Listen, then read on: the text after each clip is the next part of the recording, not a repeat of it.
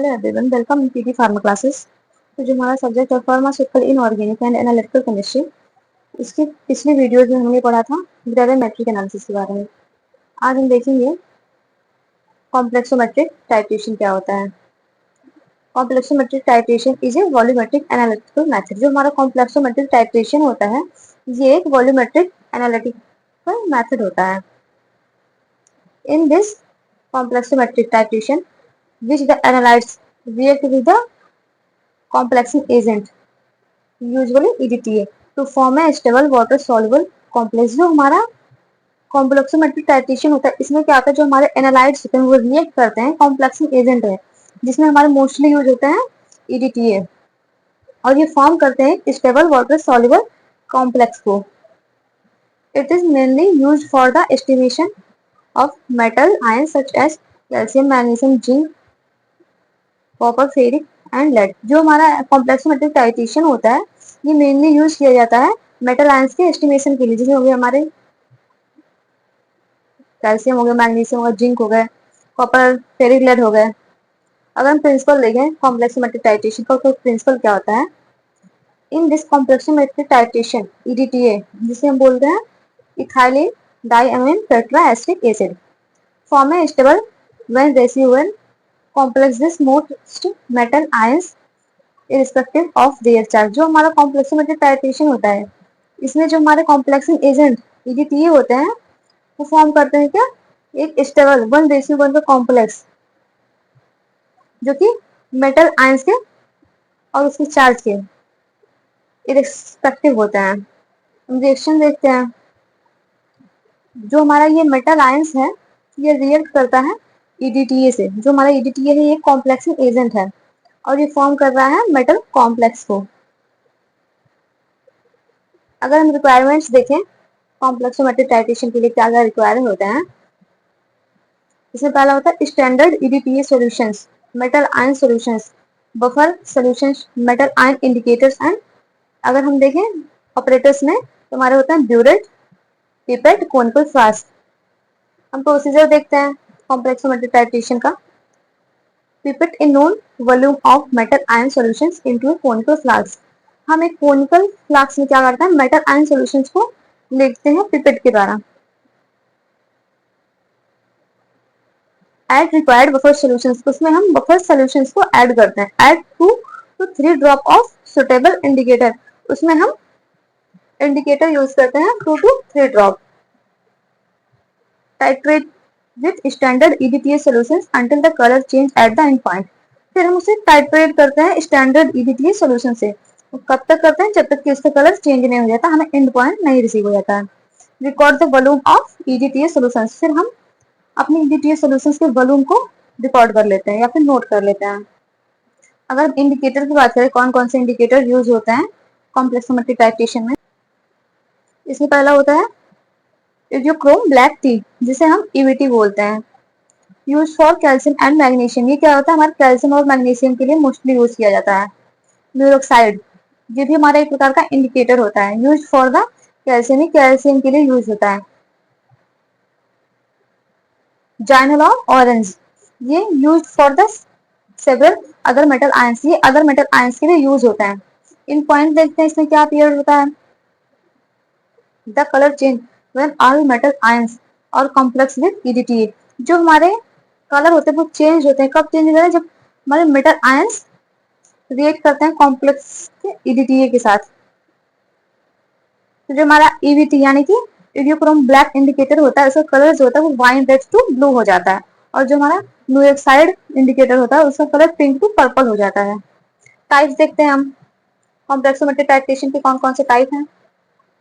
पहला है direct titration, दूसरा हम बैक टाइट्रेशन, तीसरा डिस्प्लेसमेंट टाइट्रेशन या फिर रिप्लेसमेंट टाइट्रेशन, और चौथा हमारा है इनडायरेक्ट टाइट्रेशन। देखते हैं कॉम्प्लेक्सोमेट्रिक टाइट्रेशन के कौन कौन से एप्लीकेशंस या फिर यूजेस हैं। डिटर्मिनेशन ऑफ वाटर हार्डनेस, ये वाटर के हार्डनेस को डिटरमाइन करता है। Estimation of calcium and magnesium, calcium और मैग्नीशियम के एस्टिमेशन के लिए यूज किया जाता है। Analysis of metal ions in pharmaceutical, ये जो फार्मास्यूटिकल प्रोडक्ट्स होते हैं, उनके जो मेटल आयंस होते हैं, उनके एनालिसिस में यूज किया जाता है।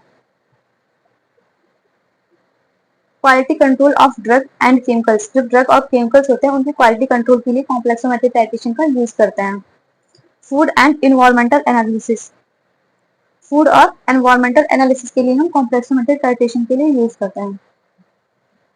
एडवांटेजेस देखते हैं कौन कौन से हैं। हाई एक्यूरेसी एंड प्रिसीजन, जो हमारा एडवांटेज है कॉम्प्लेक्सोमेट्रिक टाइट्रेशन का, उसमें क्या होता है, ये हमारा complexometric titration high accurate value देता है। रैपिड एंड सिंपल प्रोसीजर, ये हमारा जो होता है ये रैपिड और सिंपल प्रोसीजर होता है। Suitable for many metal ions, metal ions जो होते हैं हमारे, ये सुटेबल होता है मेनी मेटल आयंस के लिए। Sharp and point with appropriate indicator, इसका जो हमारा एंड पॉइंट होता है वो शार्प होता है एप्रोप्रिएट इंडिकेटर के साथ। हम क्लासिफिकेशन देखते हैं कॉम्प्लेक्सोमेट्रिक टाइट्रेशन का।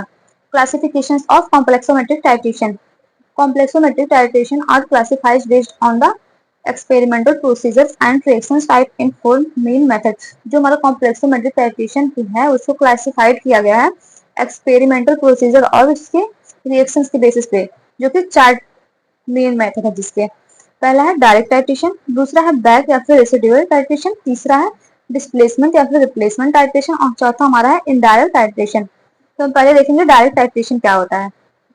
Direct titration, the sample solutions containing the metal ions is buffered to a specific pH and titrated directly with a standard solutions of EDTA। जो हमारा डायरेक्ट टाइट्रेशन होता है इसमें क्या होता है, ये sample solutions containing metal ions होता है जिससे एक इसका पीएच स्पेसिफिक पीएच बफर्ड किया जाता है और इसे डायरेक्टली टाइट्रेट करते हैं किसी भी स्टैंडर्ड ईडीटीए सॉल्यूशंस के साथ। A metal indicator is added to show the colour change at end point, जो हमारा मेटल इंडिकेटर होता है वो ऐड किया जाता है जिससे हमारे कलर्स जो चेंज होते हैं वो शो होता है और हमें एंड पॉइंट हमें रिसीव होता है। इसके एग्जांपल देखते हैं, estimation of calcium magnesium and zinc. जो हमारा कैल्शियम का एस्टिमेशन होता है, मैग्नीशियम का एस्टिमेशन होता है और जिंक का एस्टिमेशन होता है वो हमारे डायरेक्ट टाइट्रेशन के थ्रू होता है। दूसरा टाइप हमारा बैक या फिर रेसिडुअल टाइट्रेशन। देखते हैं बैक टाइट्रेशन क्या होता है या फिर रेसिडुअल टाइट्रेशन क्या होता है। A known excess amount of EDTA is added to the sample, हम EDTA जो हमारा सोल्यूशन होता है उसके नोन एक्सेस अमाउंट को ऐड करते हैं किसी भी सैंपल्स में। The excess EDTA is then titrate with a standard metal ion solutions, और हमारा जो EDTA सॉल्यूशन होता है वो टाइट्रेट किया जाता है किसी भी स्टैंडर्ड मेटल आयन सॉल्यूशन के साथ, जिसमें हो गया जिंक या फिर मैग्नीशियम हो गए। Used when direct titration is slow और no suitable indicator is available. इसे हम तब यूज करते हैं जो हमारा डायरेक्ट टाइट्रेशन जो होता है वो स्लो होता है या फिर सुटेबल नहीं होता है, तो हम यूज करते हैं रेसिडुअल या फिर बैक टाइट्रेशन को। इसके एग्जांपल हो गया estimation of aluminium and ferric. हम जब एस्टिमेशन करते हैं एल्युमिनियम या फिर फेरिक का तो हम यूज करते हैं बैक या फिर रेसिडुअल टाइट्रेशन को। अगला हमारा है डिस्प्लेसमेंट या फिर रिप्लेसमेंट टाइट्रेशन। देखते हैं डिस्प्लेसमेंट या फिर रिप्लेसमेंट टाइट्रेशन क्या होता है। The analyte metal displace another metal from the EDTA complex, जो हमारा एनालाइट मेटल होता है वो डिस्प्लेस किया जाता है किसी अदर मेटल EDTA कॉम्प्लेक्स के द्वारा। The release metal ion is the titrate with standard EDTA, फिर हमारे रिलीज मेटल आयन जो होते हैं वो टाइट्रेट किए जाते हैं किसी स्टैंडर्ड EDTA सॉल्यूशंस के साथ। Used for metal that do not give a sharp and point in direct titration, फिर ये कब यूज किए जाते हैं जब हमें ये तब यूज करते हैं जब हमारे मेटल्स जो होते हैं हमें शार्प एंड पॉइंट नहीं देते हैं हमारे डायरेक्ट टाइट्रेशन में, फिर हम यूज करते हैं डिस्प्लेसमेंट या फिर रिप्लेसमेंट टाइट्रेशन। इसके एग्जांपल हो गए estimation of calcium using magnesium EDTA complex. हम यूज करते हैं कैल्शियम के एस्टिमेशंस में और उसमें हम यूज करते हैं मैग्नीशियम EDTA कॉम्प्लेक्स को। चौथा हमारा इनडायरेक्ट टाइट्रेशन। देखते हैं इनडायरेक्ट टाइट्रेशन क्या होता है। Used for ion that do not react directly with EDTA, जो हमारा इनडायरेक्ट टाइट्रेशन है तब यूज होता है जो हमारे आयंस जो होते हैं वो डायरेक्टली रिएक्ट नहीं करते हमारे EDTA के साथ। The analytes is first convert into form that can be estimate by EDTA, जो हमारे एनालाइट्स होते हैं उसे हम पहले कन्वर्ट करते हैं ऐसे फॉर्म में जिससे हमें दोबारा एस्टिमेशन करें ईडीटी के साथ। इसके एग्जांपल देखते हैं। डिटर्मिनेशन ऑफ सल्फेट और phosphate bye precipitation with a known excess of barium or lead followed by titrating the excess metal ions। इसमें क्या होता है, हम डिटरमाइन करते हैं सल्फेट या फिर फॉस्फेट को बाय द प्रेसिपिटेशन के द्वारा, और इसमें क्या करते हैं हम एक्सेस अमाउंट ऑफ बेरियम या फिर लेड को लेके उसको टाइट्रेट करते हैं अपने एक्सेस मेटल आयंस को। हम देखते हैं मेटल आयंस इंडिकेटर क्या होते हैं। देखिए metal ion indicators. A metal ion indicator also called metallochromic indicator. जो हमारा मेटल आयन इंडिकेटर होता है इसे हम मेटेलोक्रोमिक इंडिकेटर भी बोलते हैं। A metal ion indicator is an organic dye that form a weak color complex with metal ions। जो हमारे मेटल आयंस इंडिकेटर होता है ये एक ऑर्गेनिक डाई होती है जो कि फॉर्म करता है वीक कलर कॉम्प्लेक्स को किसी भी मेटल आयंस के साथ। During complexometric titration EDTA form a more stable complex with the metal ions displace the indicators and producing a distinct color change at the end point। जो हमारे metal ion indicators होते हैं इसमें क्या होता है, ड्यूरिंग द कॉम्प्लेक्सोमेट्रिक टाइट्रेशन जो हमारा EDTA होता है ये फॉर्म करता है मोर स्टेबल कॉम्प्लेक्स को जो कि हमारे मेटल आयंस के साथ होते हैं, और ये डिस्प्लेस करता है इंडिकेटर हमारा, और ये प्रोड्यूस डिस्प्लेस या करता है इंडिकेटर या फिर प्रोड्यूस करता है हमारे कलर को जो कि चेंज होता है हमारे इन पॉइंट पे। हम प्रिंसिपल देखते हैं मेटल आयन इंडिकेटर्स का। The indicator first combines with metal ions to form a colored metal indicator complex। जो हमारा इंडिकेटर होता है ये कंबाइन करता है मेटल आयंस के साथ और फॉर्म करता है coloured metal ion coloured metal indicator complex को। When EDTA is added, it binds more strongly with the metal ion than the indicator does। जब हम इसमें EDTA को ऐड करते हैं तो जो हमारे मेटल आयन इंडिकेटर्स होते हैं ये क्या करते हैं, बाइंड करते हैं, स्ट्रांगली बाइंड कर लेते हैं मेटल आयंस के साथ।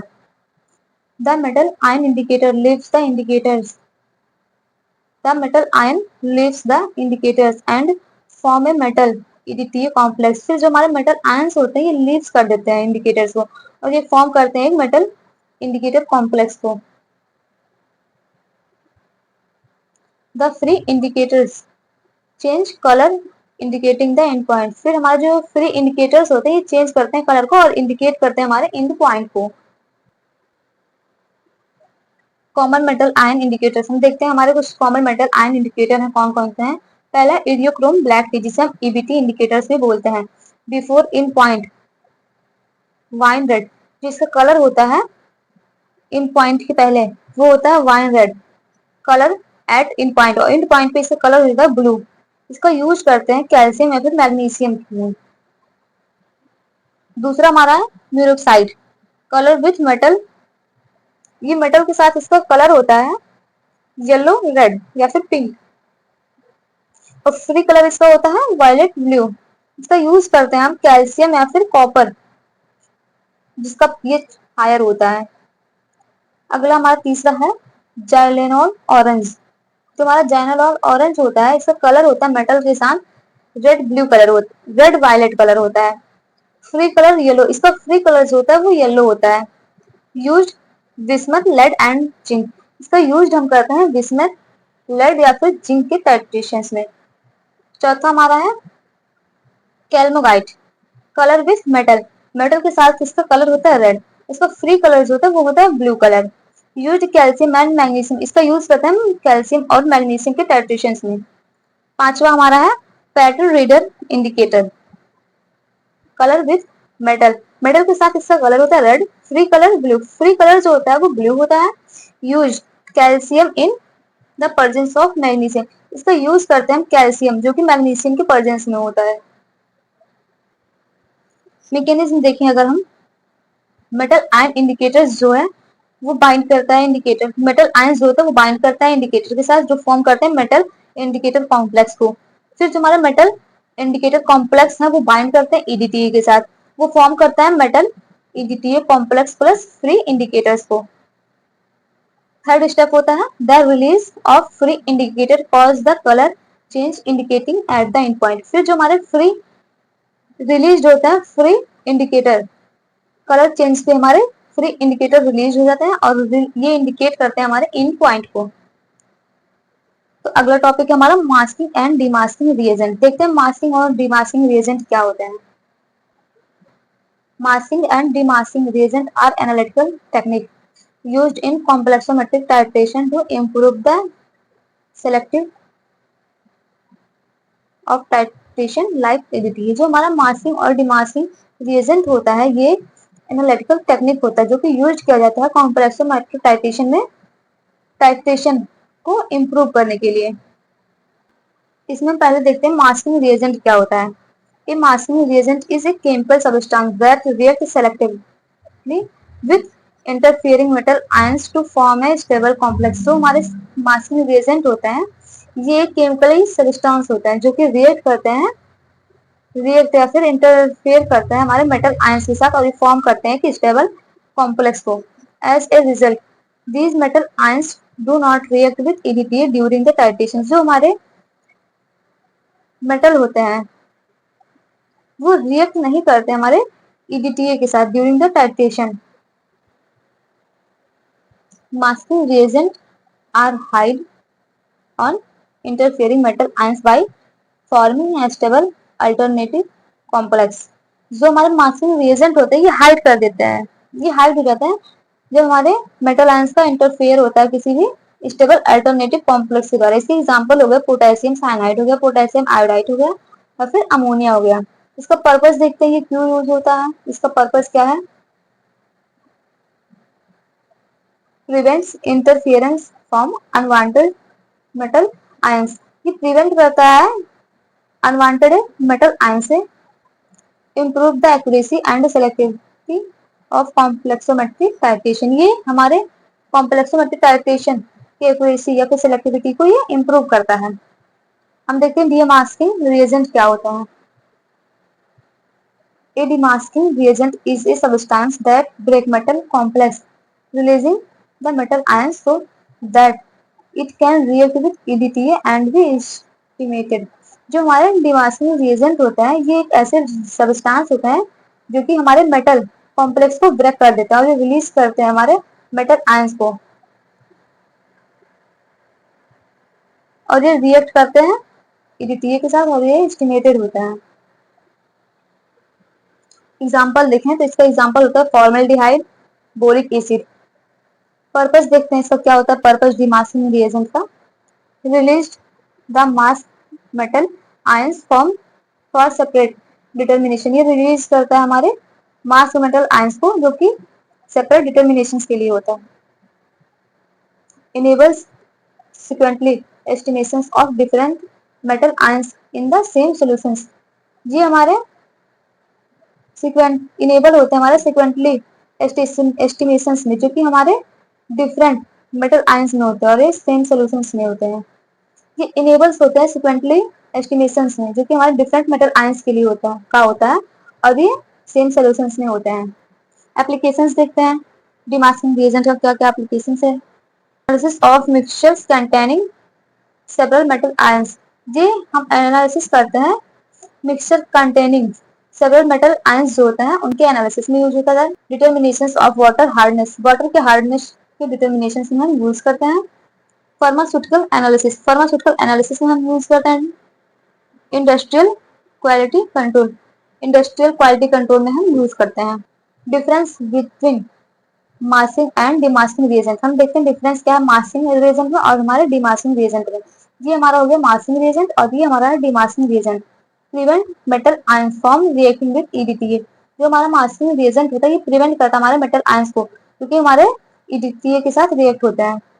Release the masking metal ions. जो हमारा डिमास्किंग रिएजेंट होता है ये रिलीज करता है मास्क मेटल आयंस को। Eliminates interference. जो हमारा मास्किंग रिएजेंट होता है ये एलिमिनेट करता है इंटरफियरेंस को। Allow estimations of the release metal ions.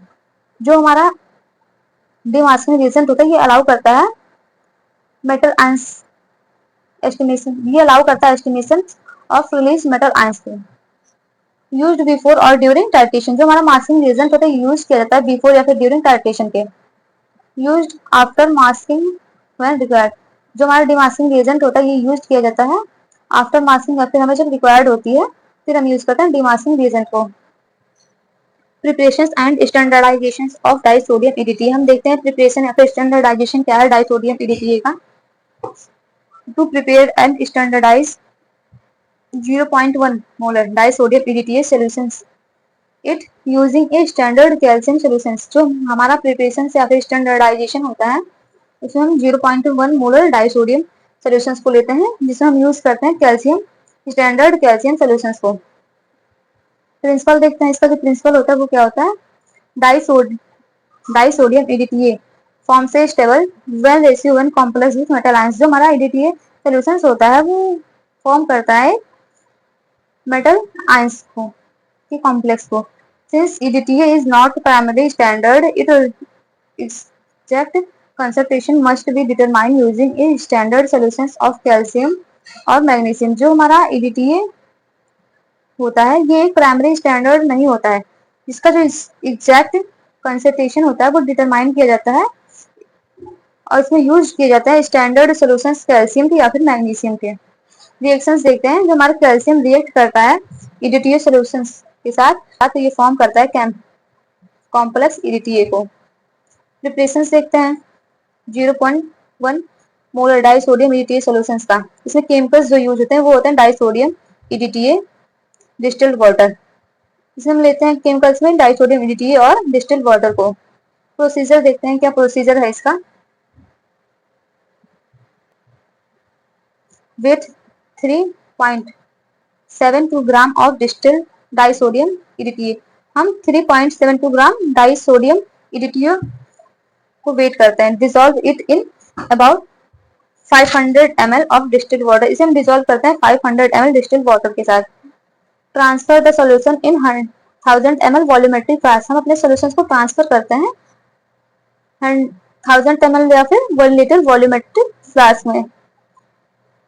Makeup the volume of 1000 ml with distilled water, हम अपने सॉल्यूशंस की वॉल्यूम मेकअप करते हैं उसे 1 लीटर या फिर 1000 ml तक विथ डिस्टिल्ड वाटर के साथ।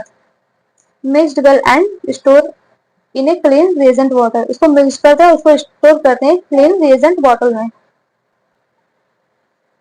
स्टैंडर्डाइजेशन देखते हैं, इसमें केमिकल्स जो रखते हैं prepared EDTA solutions, standard calcium chloride solutions, ammonium chloride buffers, eriochrome black T indicators.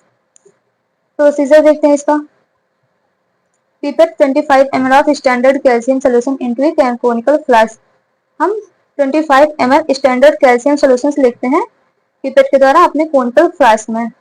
Add 5 to 10 ml of pH 10 buffer solutions, हम 5 to 10 ml pH buffer solutions लेते हैं जिसका बफर pH 10 होता है। Add 2 to 3 drop of eriochrome black T indicator, इसमें हम indicator use करते हैं 2 to 3 drop eriochrome black T indicator. Titrate with prepared EDTA solution until the color change from wine red to blue, उसको हम titrate करते हैं prepared EDTA solutions के साथ जब तक इसका colour wine red to blue ना हो जाए।